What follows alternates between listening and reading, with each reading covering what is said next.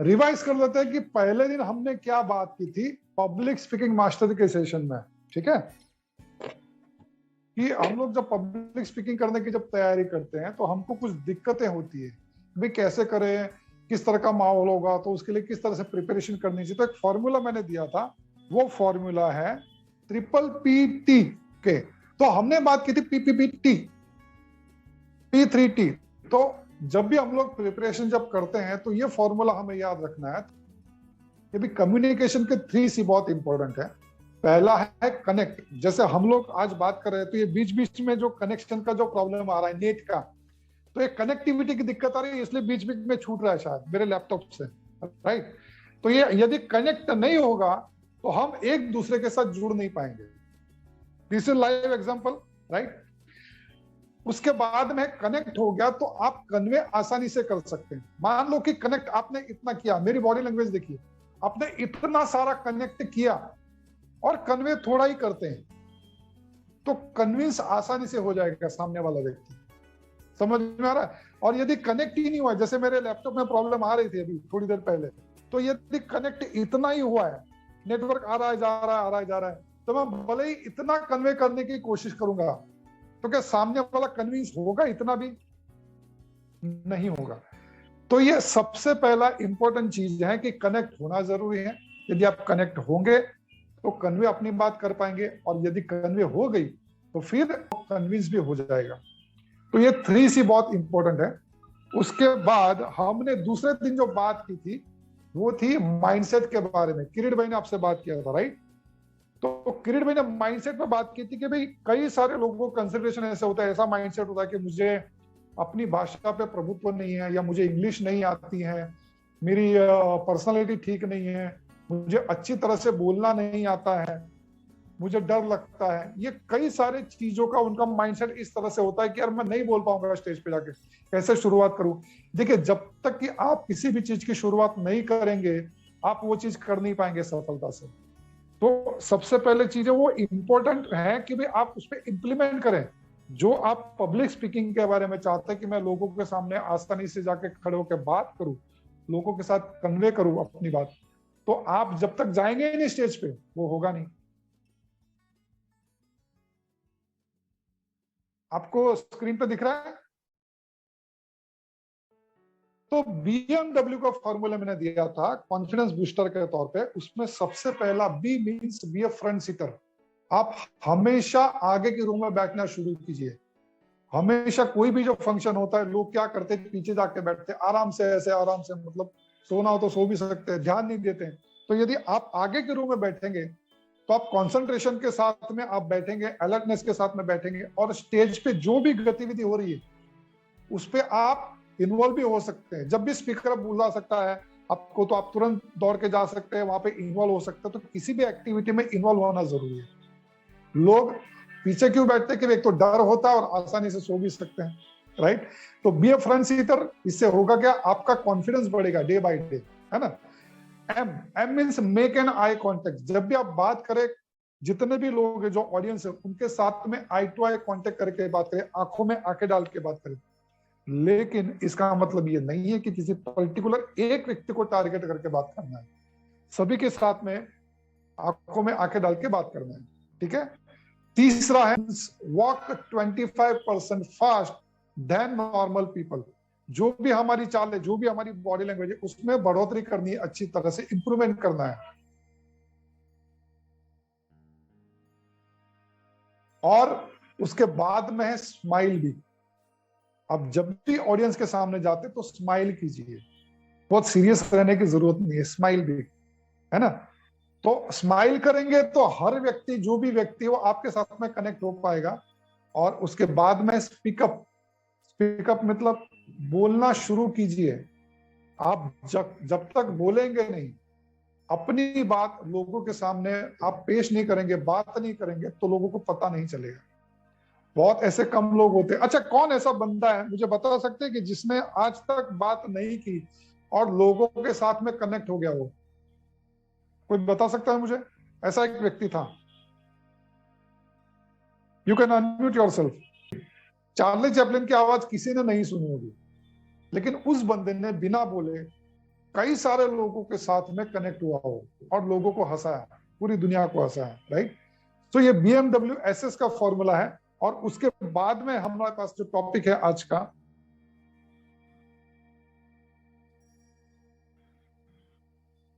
वो है 3 BHK।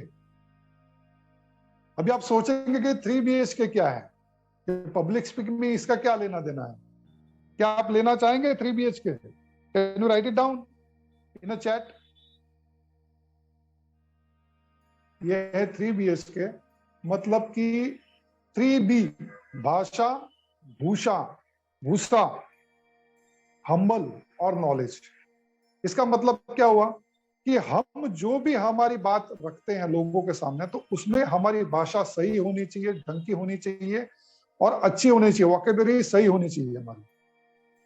तो भाषा अच्छी तरह से आप प्रस्तुत करेंगे तो लोग आपके साथ में जुड़ेंगे, आसानी से जुड़ेंगे, और आप अपनी बात जो लोगों के सामने पेश कर रहे हैं वो लोगों को समझ में आएगी, तो कनेक्टिविटी अच्छी तरह से होगी। तो ये है भाषा। उसके बाद में है भूषा। भूषा मतलब क्या? वेशभूषा। हम जो पहनावा पहनते हैं, जो भी कपड़े पहनते हैं, तो वो सही ढंग के होने चाहिए। लेकिन जब मीटिंग की बात होती है, कॉर्पोरेट की बात होती है, तो वहां पे आपके कपड़े पैंट शर्ट या ब्लेजर या कोटी इस तरह का होना चाहिए। तो आपका वेशभूषा उस तरह से होना चाहिए। फिर है भूषा। भूषा मतलब हमारा नॉलेज, ज्ञान हमारा किस तरह से भरा हुआ है, तो वो पर्टिकुलर हमारा जो टॉपिक है उसके रिलेटेड है या नहीं। पहले के जमाने में जो बूढ़े लोग होते थे वो कहा करते थे कि तेरे दिमाग में क्या भूसा भरा है। आपने शायद सुना होगा किसी से, राइट। तो वो है भूषा। और उसके बाद में है, अब जो भी बात करते हैं, जो भी हम प्रस्तुति करते हैं, उसमें हम्बलनेस होना चाहिए। दादागिरी नहीं होनी चाहिए या ज्यादा एकदम अकड़ूपन नहीं होना चाहिए, है ना। तो हमारी बात हम्बलनेस से लोगों के सामने रखनी चाहिए। और उसके बाद में है नॉलेज। हम हमारा नॉलेज किस तरह से लोगों के सामने प्रस्तुत करते हैं, topic related, that is more important, right. तो ये है भाषा, भूषा, वेशभूषा, भूषा, हम्बलनेस और नॉलेज। तो इस तरह से ये 3 BHK। आपको ये फॉर्मूला कैसा लगा? Please write down in chat box. आप कौन सी चीजों पे इंप्लीमेंट करेंगे? अलग अलग फॉर्मूला मैंने दिए। सबसे पहले तो PT3 है, फिर 3C है, उसके बाद में BMW जो मैंने बताया फॉर्मूला, कॉन्फिडेंस बूस्टर वो है, और ये 3 BHK। आप कौन सी चीज पे तुरंत इंप्लीमेंट करेंगे मुझे बताइए,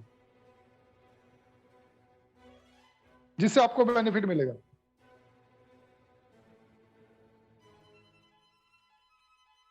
ग्रेट। अच्छा, आप एक सैंपल देखना चाहेंगे स्पीच का, जो नॉर्मली मैं बात करता हूं। एक मेरा बहुत फेवरेट टॉपिक है, उसका नाम है अश्वमेध। पुराने जमाने में राजा महाराजा हुआ करते थे, और अश्वमेध सफेद घोड़ा। तो जो राजा सम्राट बनना चाहता था वो क्या करता था कि एक यज्ञ करता था, और वो यज्ञ होने के बाद में वहां पे एक सफेद घोड़ा छोड़ा जाता था, और जो राजा उसको पकड़ता है वहां पे उसकी लड़ाई उस राजा के साथ में होती, और वहां पे तय होता कि कौन है असली सम्राट। अब तो राजा गए, राजवाड़े गए, बिजनेस एक साम्राज्य है, टाटा, बिरला, अंबानी, अदानी।